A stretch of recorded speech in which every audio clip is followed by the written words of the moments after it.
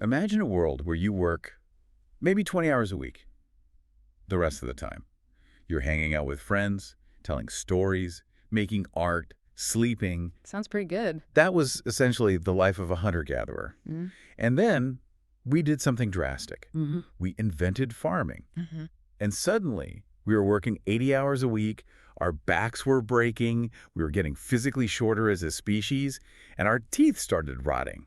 Why on earth did we do that? It does sound like a terrible deal when you put it that way. It's the original hustle culture trap, isn't it? It really is. But the counter-argument is pretty strong.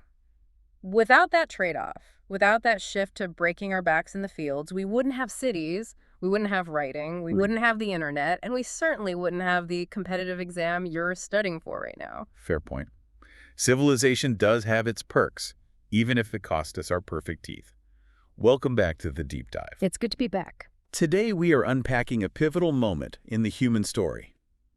We are decoding Chapter 3 of Upinder Singh's History of Ancient and Early Medieval India. A really foundational chapter. We are talking about the transition to food production. We're going from the Neolithic right up to the Chalcolithic. It's often called the Neolithic Revolution, but as we're going to see, revolution is a tricky word. It really is. It wasn't an overnight coup where everyone decided to plant seeds on a Tuesday. It was a long, messy, fascinating process. Absolutely. Now, before we get our hands dirty in the soil of antiquity, I have a humble request for you, the listener. We do. This deep dive is brought to you by the Simplified UPSC by PPP YouTube channel. And if you are looking to master this syllabus, hitting that subscribe button is the absolute best way to help us out. It really is. It helps retention, and it signals to the algorithm that this content actually matters. It makes a huge difference. And a massive, massive shout out to our Patreon supporters.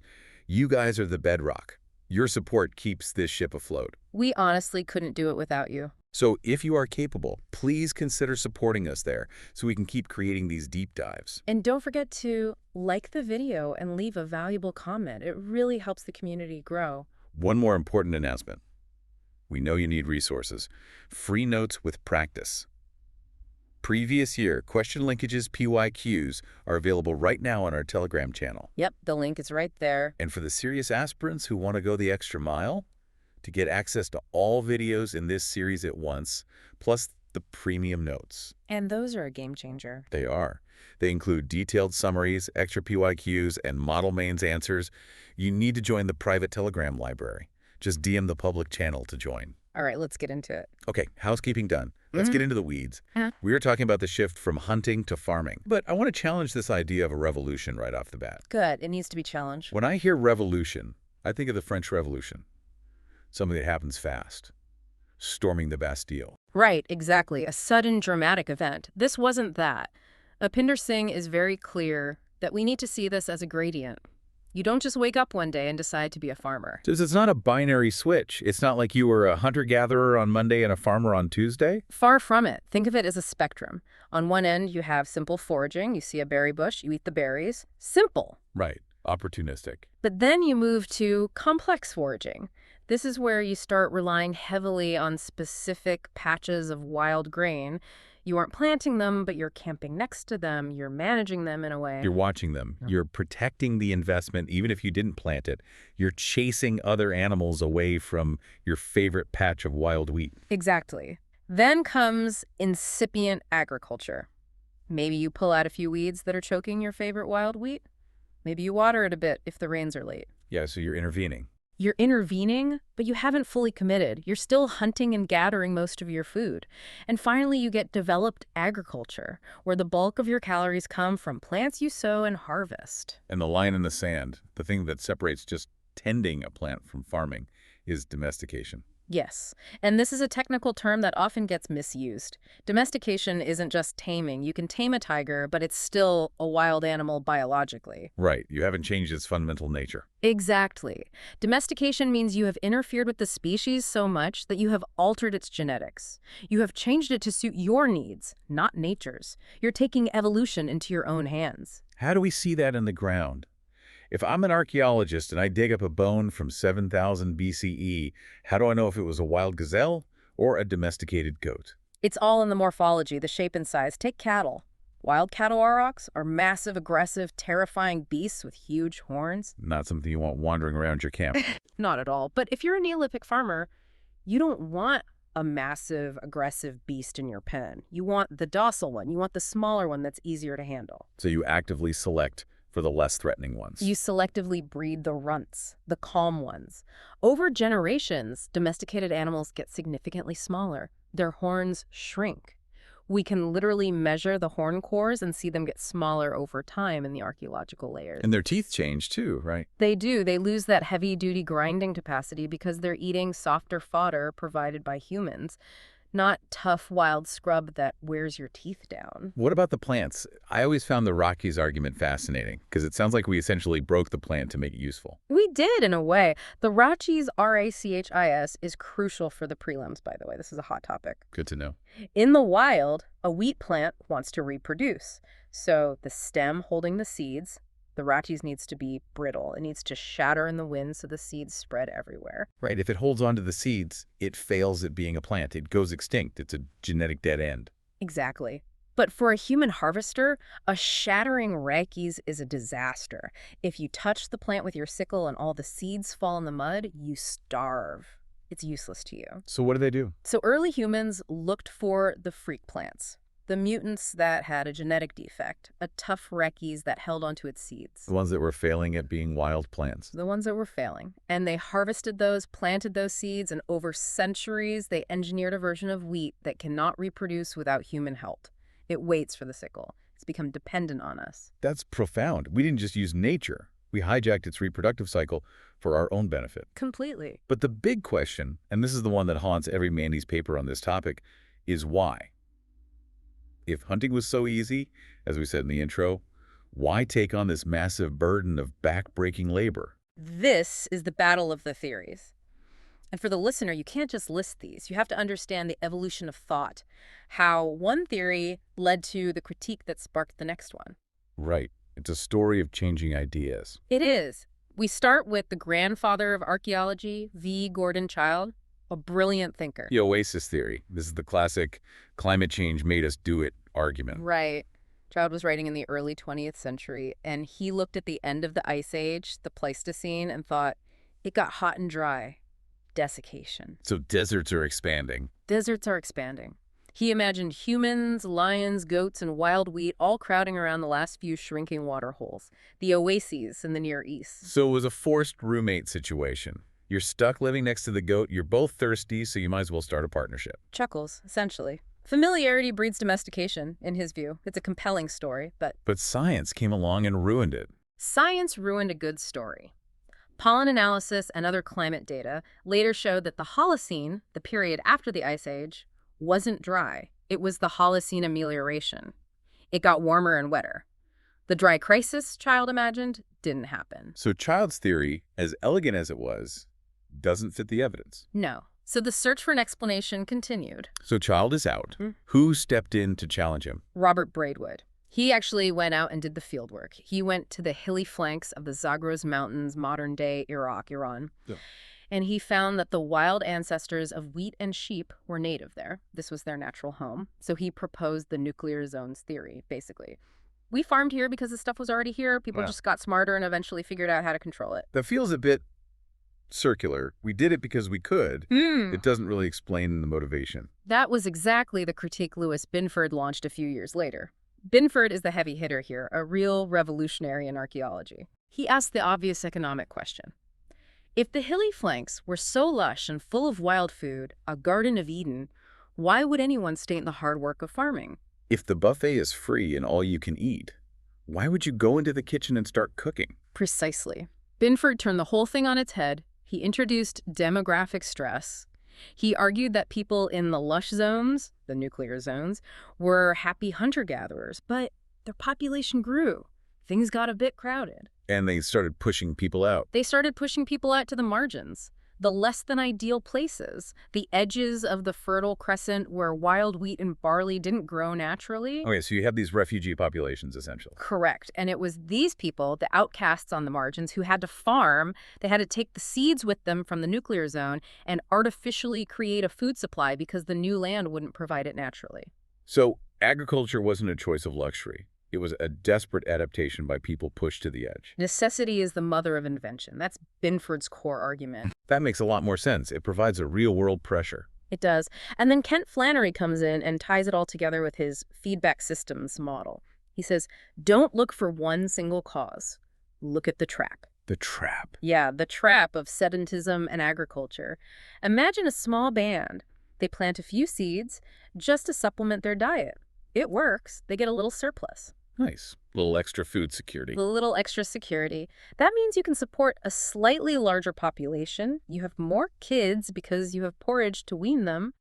But now you have more mouths to feed, so you must plant more next year. And as you do that, you're spending less time hunting, so your traditional skills start to fade. Exactly. You lose your hunting territory to other groups.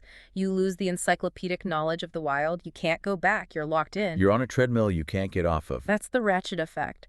Once you turn the wheel of agriculture, you can't reverse it without a catastrophic collapse of your population. So for the aspirant listening, the answer isn't Child was right or Binford was right. It's that agriculture emerged from a complex mix of opportunity, like a wetter climate, and pressure, like population density. Exactly. Synthesis is the key to a high-scoring answer. It wasn't one thing. It was a web of interconnected factors that pushed and pulled people towards this new way of life. Okay, let's ground this. We've been talking theory, which is great for mains, but let's talk geography and hard evidence. We're going to tour the subcontinent, and we have to start at the gateway, the Northwest. The Bolan Pass. This is the crucial corridor, the highway of antiquity, connecting the Uranian Plateau and the Afghan highlands with the Indus Plains. And sitting right there, commanding that route, is Mehrgarh. I feel like Mehrgarh is the Harappa of the Neolithic. It's the one site everyone knows, but few people truly understand the details of just how old and how important it is. It's the baseline. It is our gold standard. It gives us a continuous chronology from 7,000 BCE all the way to the Harappan civilization.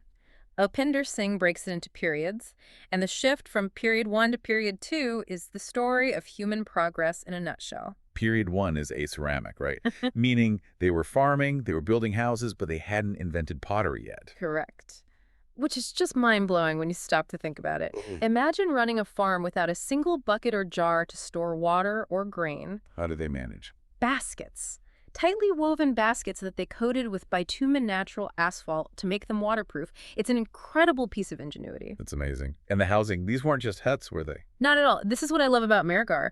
Even in 7,000 BCE, they lived in mud brick houses, but the layout was specific. Rectangular, multi-roomed units. Okay. But here's the kicker.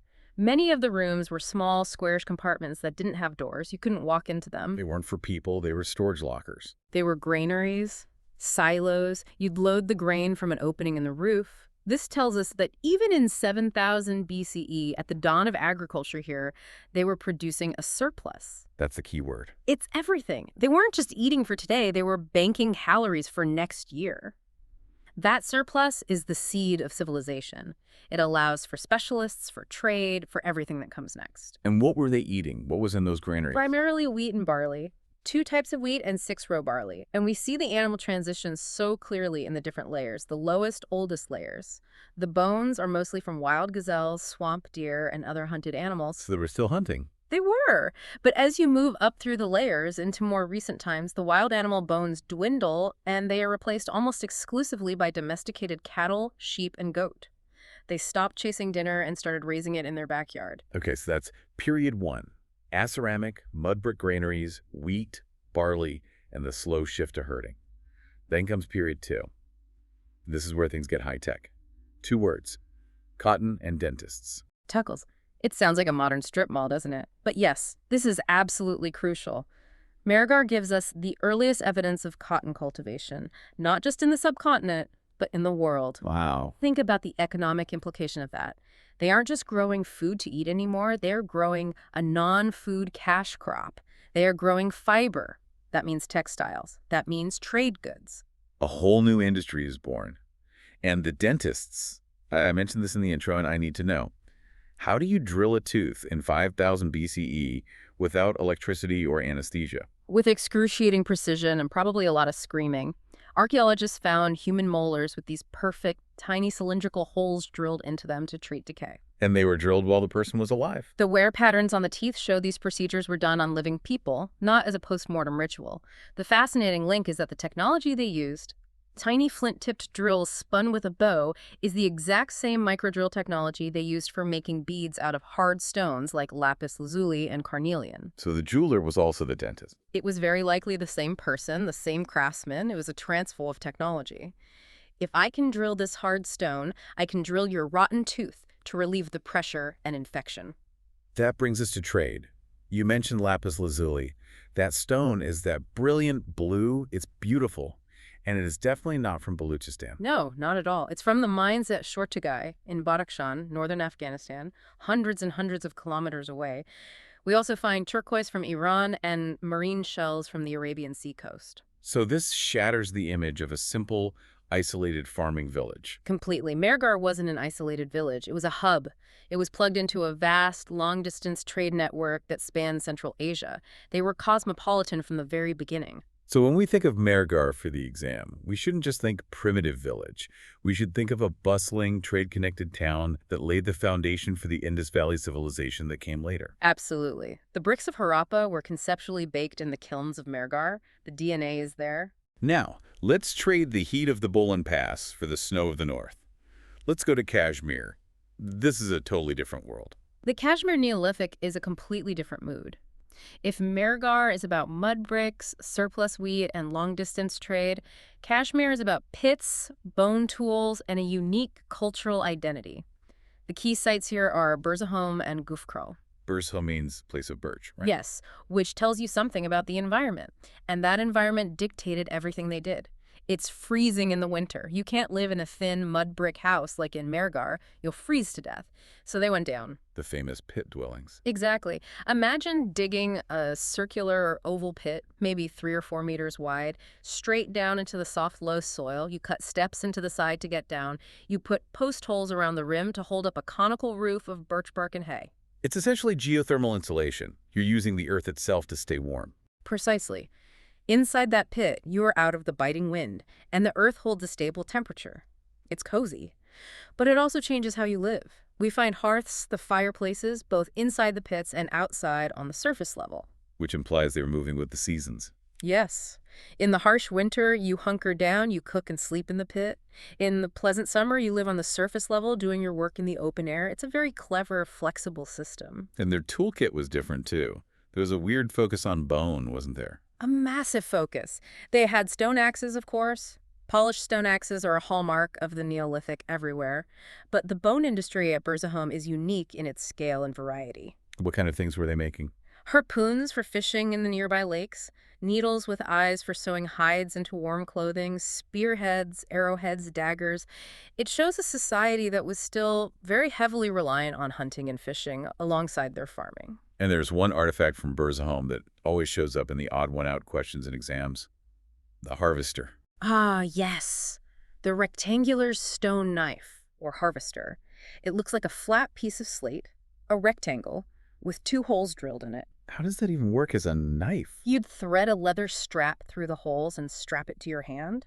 It wasn't for slicing like a modern knife. It was for reaping, for cutting the stalks of grain. But here's the mystery.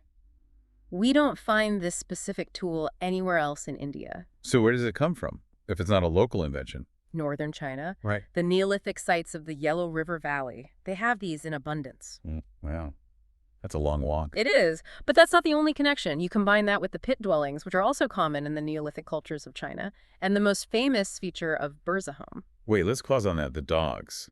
This is the most famous and maybe the most touching feature of Burzahom. It really is. In their cemeteries, we find human burials, but in some of the graves, we find the complete skeletons of dogs buried right next to their human companions. And not just tossed in as an afterthought. No, buried with care. Sometimes even with animal bones, like a food offering for the dog's journey. It suggests a profound emotional relationship. The dog wasn't just a tool for hunting, it was a companion, maybe a family member, or perhaps a spiritual guide for the afterlife.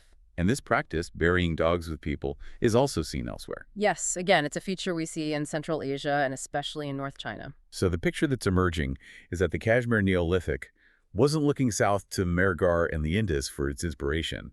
It was looking north and east, across the Himalayas. Precisely. The Himalayas weren't a barrier. They were a corridor for ideas, technology, and maybe even people.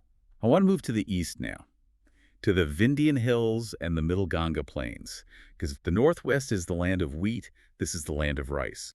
And this brings us to a massive academic fight. The Great Rice Debate. This centers on the Belan Valley in Uttar Pradesh, specifically the sites of Koldihwa and Mahagara. Okay, set the scene for me. What did they find there that caused such a stir? They found crude, handmade pottery, but embedded in the clay of this pottery were the impressions of rice husks. And when they analyzed them, the species was identified as Oryza sativa domesticated cultivated rice. All right, so they were growing rice. What's the controversy? The controversy was the dating. For a long time, the radiocarbon dates coming out of Koldihwa were shocking. They were suggesting dates as early as the 7th millennium BCE, 7000 BCE, or even earlier. Which would mean that India domesticated rice long before China, which is usually seen as the homeland of rice. That was the headline. India beats China in the race for rice. It was a matter of huge academic and national pride, but subsequent redating and more careful analysis has moderated this claim. So what's the consensus now? Most scholars now place the beginnings of rice cultivation in this region closer to the 5th or 6th millennium BCE. Still very old, mind you, and still crucial evidence that the Vindhyas were very likely an independent center of rice domestication. Rice wasn't imported from China, it was developed there by local people adapting local wild grasses. Okay, so it's a homegrown revolution. And the pottery here, it's not the wheel-turned stuff from the later period. Not at all. It's very distinctive. It's called cord-marked ware. Before the wet clay pot dried, they would take a paddle wrapped in rope or matting and press it against the surface. And it leaves a texture, like corduroy. Exactly, a textured pattern. And again, this is a stylistic link. It's a style we see in Southeast Asia and at sites like Dalajali Hating in India's northeast. It hints at a distinct Eastern cultural sphere, separate from the West. Let's slide down the river a bit into Bihar, to the site of Chirand. Chirand is a fantastic example of human adaptation. It's located at the confluence of 4 rivers, the Ganga, Gagara, Son, and Gandak. A super fertile spot. Great for farming. Great for farming, but it has one major problem. It's in the alluvial plains. The land is made of silt dumped by the rivers. There are no rocks. So how do you make a stone axe if there's no stone? You don't. You look at what you do have in abundance. And Chirand, being on the river, has a massive abundance of animals, especially deer. So they created a toolkit almost entirely out of antler and bone. Ah, so they substituted bone for stone. They did. Chirand has the most massive and sophisticated collection of bone tools found anywhere in Neolithic India. It reminds us of the bone industry in Kashmir, but it developed for a completely different reason, not because of the cold, but because of the scarcity of stone. I love that. It shows that the Neolithic wasn't a standard package. You didn't just get a box from Amazon with Neolithic starter kit, wheat, stone axe, mud brick. You had to hack the environment you were in. Exactly. It's all about local solutions to the universal problems of survival. Okay, we've gone from west to north to east. Let's head south to the Deccan Plateau, the land of granite and ash. The South Indian Neolithic is visually the most spectacular and for a long time the most mysterious. If you walked into a settlement like Gufkral, Kotakal, or Upinder in 2500 BCE, the first thing you'd see is a massive smoking mound. The ash mounds. These are huge, heaped accumulations of burnt cow dung. We're talking mounds that are meters high and cover huge areas, layers upon layers of vitrified burnt dung. So the initial interpretation was, what? Whoops, I dropped a torch on the poop pile. Chuckles, basically. For decades, archaeologists dismissed them as just garbage heaps or compost piles that accidentally caught fire. Just a random accident. But that didn't really hold up. No. Yeah. Scholars like Kepadaya and others looked much closer. They excavated them carefully and found a few key things. First, the burning wasn't random, it was periodic. It happened in cycles. Okay. Second, the mounds were often located within large empty enclosures that looked like cattle pens, and these were often located a short distance away from the main village where people lived. So it wasn't an accident. It was deliberate. Mm-hmm. And it wasn't happening in the village. It was happening where the cows were kept. This points to a ritual. Almost certainly. Think about the life of a pastoralist. Your entire wealth, your survival is your cattle. They are sacred. You move with them seasonally. At the end of a seasonal cycle, you gather the whole community together. You have a massive feast. We found the butchered animal bones. And then, as a climax, you set fire to the accumulated dung from the cattle pen. It's a spectacle. a beacon that can be seen for miles. It's a cleansing ritual, a fertility rite, a community bonding event. It's comparable to modern festivals like Holi or Pongal, where bonfires are a central part. It's celebrating the cattle that keep you alive. And this tells us that in the South, the economy was different. It wasn't all about grain. Not at all. Agriculture was there. They grew native crops like millets, ragi, and horse gram. But it seems to have been secondary. The cow was king. Theirs was primarily a cattle pastoralism economy. And the geography supports that, doesn't it? The Deccan isn't a flat wheat field. It's rocky, scrubby terrain. It's perfect for grazing goats and hardy cattle. It's terrible for trying to irrigate wheat. So the South developed a distinct agro-pastoral culture. They even built their settlements on the tops of those granite hills, the tors, which provided natural fortification. So to summarize this grand tour, we have the wheat and brick culture in the northwest, At Mehrgarh, the pit and bone culture in the north, in Kashmir, the rice and river culture in the east, the Vindhyas and Ganga plains. and the cattle and ash culture in the south. That is the perfect summary. The Indian Neolithic is not one story. It's actually 4 or 5 distinct stories happening simultaneously, each a brilliant adaptation to its local environment. But they didn't stay separate forever. Eventually, these stone tool-using farmers discovered that if you heat a certain pretty blue-green rock, it melts into a shiny, new, magical material. Enter the Chalcolithic, the Copper Stone Age. And this changes the game again. So chalco for copper, lithic for stone. This is a transition period, roughly from 3000 to 2000 BCE.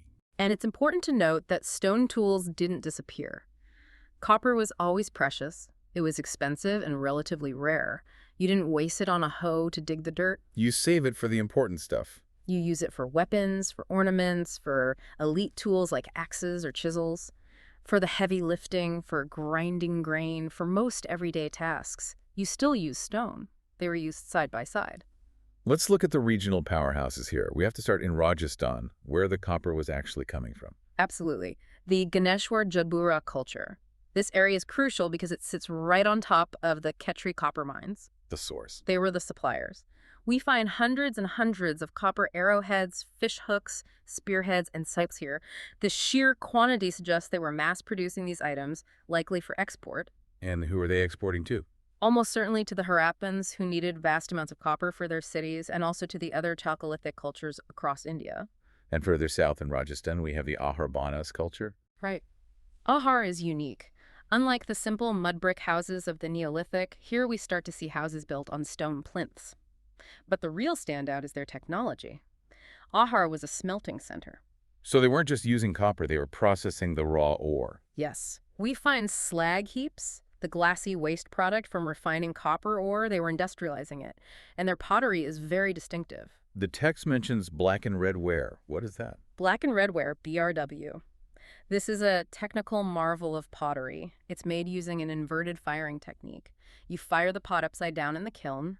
The inside and the rim are starved of oxygen and turn black due to carbonization. The outside stays exposed to oxygen and turns red. Wow, that's clever. And then they would often paint delicate white geometric designs on the black surface. It's beautiful, and it becomes a cultural marker for centuries across India. Moving east into central India, the Malwa culture. This is best represented by the huge site of Navdatoli on the Narmada River. And here, I want to talk about food again, because the botanical evidence at Navdatoli is staggering. It's not just wheat and barley anymore. No. The excavator, H.D. Sankalia, was incredibly meticulous. He found wheat, rice, and barley, yes, but also black gram, green gram, lentils, grass pea, linseed burr, amla. The list goes on. Yeah, it's a full pantry, a very diverse diet. It's a very diverse diet, and it proves they were practicing double cropping. They were harvesting rabi, winter crops like wheat and barley, and kharif monsoon crops like rice and pulses. Which is a huge leap in agricultural security. It's a massive risk reduction strategy. If the monsoon fails and your kharif crop is bad, your winter crop might save you. It allows for a much larger and more stable population. And finally, let's go back south to the Deccan Chalcolithic, the Jorwe culture. This is where we see the most dramatic evidence of social inequality emerging. Specifically at the site of Inamgaon in Maharashtra. This site is a gold mine for sociologists studying the origins of complexity. It was a proto-urban settlement. It wasn't quite a city like Harappa, but it was definitely more than a simple egalitarian village. How do we know it was unequal? Did they leave tax records or something? They left their architecture. In the center of the settlement, archaeologists found a massive 5-room house, much larger than any other house on the site. And right next to it was a large circular structure identified as a granary. The chief's house. Almost certainly. Compare that to the small, one-room circular huts on the periphery of the settlement.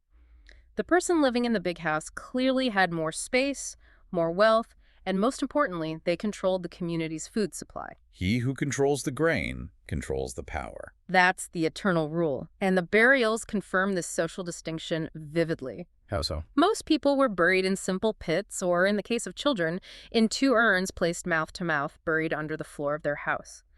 But the man found buried in the courtyard of the big house.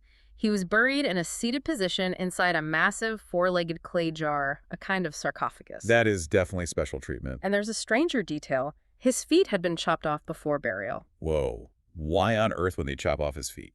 We can only speculate. Was it to prevent his ghost from walking and haunting the living? Was it a ritual marker of his unique status? We don't know for sure, but it clearly sets him apart from the commoners. And then there's Daimabad, the site with the famous bronzes. The Daimabad Hoard, an incredible find, a bronze chariot being driven by a man, an elephant, a rhinoceros, and a water buffalo, all solid cast bronze, weighing over 60 kilograms in total. They are spectacular. But are they Chalcolithic? Or are they Harappan? I know there's a big debate. That is the multi-million-dollar question. They were found in a late Harappan-Jorwe Chalcolithic context, but the technology solid casting on this scale and the style of the figures is so sophisticated it screams Harappan influence, if not direct Harappan manufacture. So what does that tell us? It shows that even if these village cultures were technologically simpler than the Indus cities, they were not isolated from them. They were interacting, trading, and being influenced by the great urban civilization to their north. This leads us perfectly into our next section, social complexity. We've hinted at it with the chief at Inamgaon, but let's drill down. How do we get from an egalitarian band of foragers to a chiefdom? A chiefdom is that critical intermediate step between a tribe and a state. A tribe is generally egalitarian leadership is based on charisma or skill, not inherited power. A state has a king, a formal bureaucracy, an army, taxes. A chiefdom is in the middle. So you have a leader, but maybe not a king yet. Exactly. You have a leader, often a hereditary position, who can command labor for public works. Public works like what?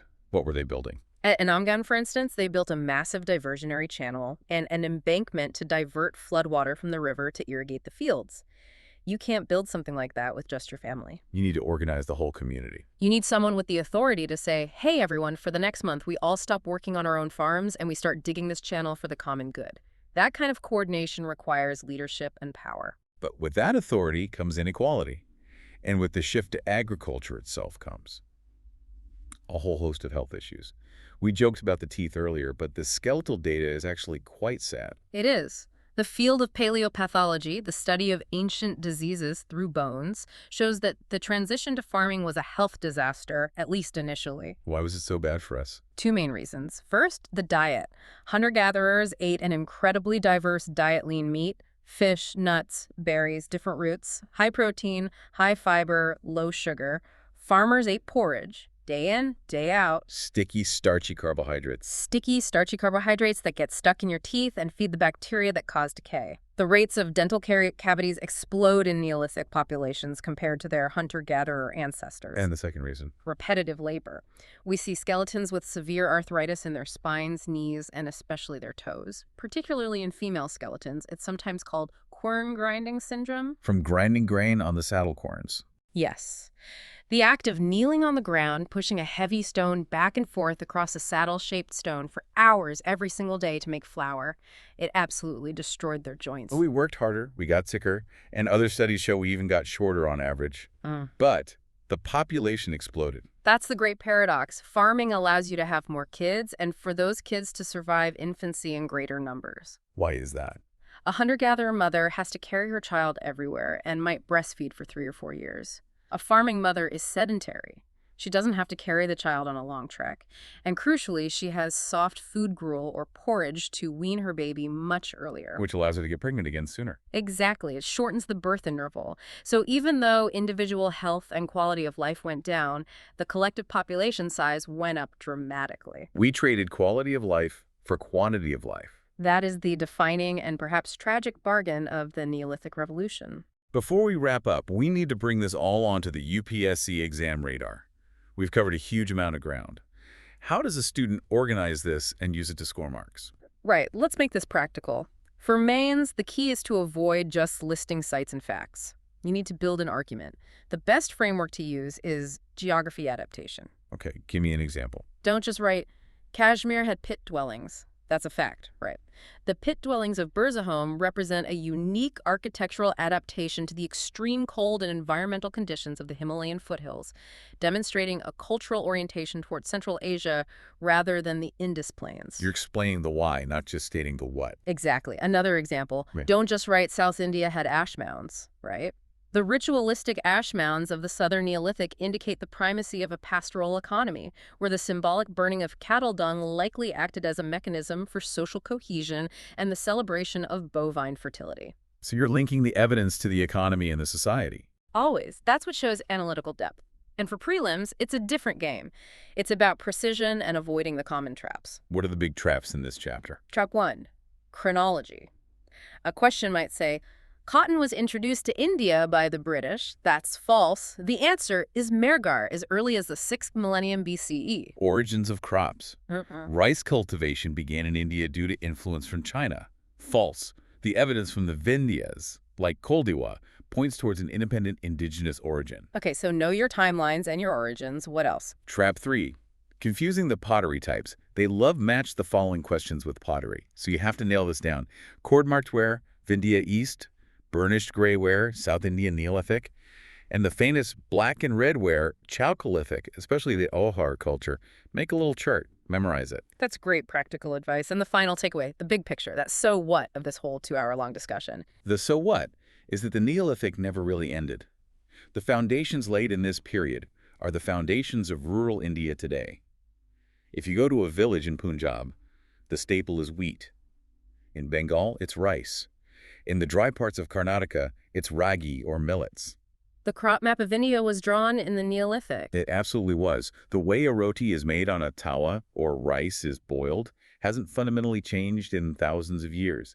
The village structure, the reliance on the monsoon, the importance of cattle. We are living in the house that the Neolithic built. And sometimes that house can be fragile. You mentioned the end of Inamgaon. It didn't just go on forever. No, it didn't. In the late Jorwe phase, around 1000 BCE, the climate in the Deccan got significantly more arid. The rainfall decreased. And their agricultural system couldn't handle it? It collapsed. The big chiefly houses disappeared.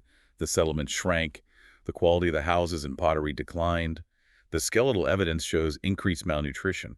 They largely abandoned intensive farming and went back to being semi-nomadic sheep herders. They devolved in a way. They adapted to survive.